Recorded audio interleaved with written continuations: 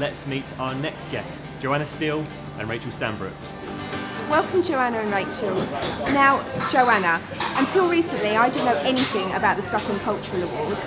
Is this a problem that you're having to deal with frequently, and what do people need to know about the awards? So they started in 2012 from the Cultural Olympiad, and they've been going for a number of years, and we're increasingly raising awareness. And the way that people nominate the winners is through our website, which is www.sutton.gov.uk/cultural awards. We've basically had about triple the amount of nominations compared to 2 years ago, so awareness is increasing, but it's really down to the community to nominate people who've increased cultural activities for them, reduced access to culture, and been innovative and led really different cultural activities in the borough. So the awards basically to recognise individuals or organisations who increase arts and culture in Sutton, and they're recognised for that with an award which is given at the ceremony, which has just happened a couple of weeks ago. And it's a fantastic event, and it's always well deserved, and we had I think we had 8 winners and 9 individuals. And it's just a great way to recognise the achievements of people in the borough. And Rachel, you've won one of these awards, haven't you? And you've been doing a lot of work, in particular placed in art on the libraries and the spoken word in libraries. What's that all about? Shouldn't we be quiet in libraries? Well, another word for spoken word would be live literature. So I actually called the event Words Aloud, being that we're using words, we're using literature in a different way. And the library is not just about books anymore, it is like a kind of central cultural place to go. They have lots of things there that they do for the community as well. So it seems like a really natural fit to have spoken word go into libraries. I kind of begged them to let me go in and have a go, and I started up a writers group there as well. And then Words Aloud's gone from strength to strength. We had 40 at the last event, which was kind of double or like triple the amount of people that were actually in the library, so we're kind of bringing loads more people in. The other thing about it, for Words Aloud, I've had some funding from a small grant from Arts Network Sutton, which has enabled me to do some proper marketing, so get in some flyers and spread the word, and also it's enabled me to get in some guests, so guest poets from all across London have come down to visit, which is a really kind of great experience to have, especially because it's a free event as well. You wouldn't get that anywhere else. And the other thing that's happened is that Arts Council England funded me to do a show about grandmothers, and they were very keen on getting more spoken words and literature into libraries. So I think we really need to push arts in libraries and make it that kind of vibrant place that the community wants to go to. Spoken word in libraries is something you're both really passionate about, but Joanna, you're really keen to get people dancing in Sutton, aren't you?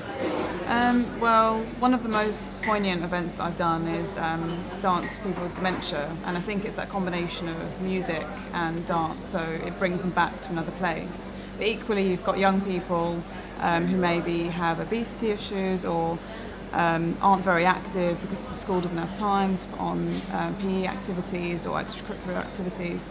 And when you get the child to actually be more active, then it spreads through to the family, and the family become more active. So dance, walks, anything that basically gets people out and about and not aware of what they're doing, so people can be active through dance and not feel like they're actually working out, they're just enjoying the moment that they're dancing. So I think it's great for all ages and a fantastic way to keep healthy. And did I read it right that a big dance bus is going to be coming to Sutton High Street in July? Yeah, it's a route master, and we're working with the regeneration team to activate this end of the High Street. And it's going to come onto the High Street. There's a big DJ booth inside of it, and there are 10 by 10 metre dance mats. And it's coming on the 9th of July from 12 till 5, it's Saturday. And we have a combination of community dancers as well as professional dancers for the whole day, hopefully in the sunshine. And one of the most amazing moments I had 2 years ago, and this is actually the last year it's happening, is this old lady had a walking stick and she was dancing around the mats to Surrey Jive. And Surrey Jive said, "Why don't you come, join us?" And she actually threw away her stick. And this is an old lady, 90 years old, and everyone was crying. It was just a magic moment. And that's what it is. It's just a great occasion for everyone to come together, and the age, it's just spreads across from 2, 3 to 90, 100 years old. And as a freelance writer and performer and comic and poet, Rachel, you do so much in Sutton. But what do you think about the art scene in general in the borough? Is it in a good place? I think so, but I think it's evolving actually. I moved here from Birmingham about kind of 3-4 years ago, and since then I've noticed a difference.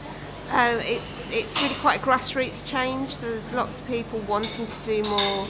There are places like the Brook that have got activities that are going on that are quite fringe really, and quite a lot more like London than you'd expect for around here. And I don't know why that is, because we are really close to London. We are in London, but it does seem to be quite quiet for cultural activities.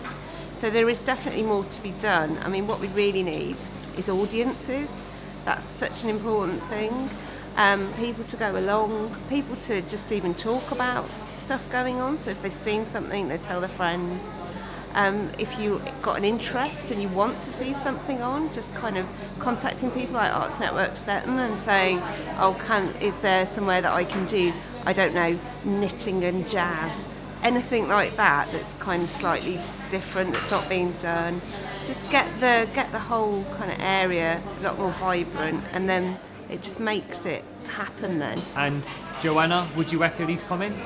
Yeah, I'd say from a strategic level, art's now on the agenda for health, regeneration, libraries, heritage, and all of those departments across the council realise that culture and arts make the place worth living. That's what makes people want to live in a borough, and Sutton is recognising that now, and there is change happening. A huge thank you to all our guests here on another episode of SVTV. We hope you enjoyed it. Keep up to date with all the latest news, views and opinions at suttonvoice.co.uk. You can also like us on Facebook and follow us on Twitter. We'll see you next time. Goodbye.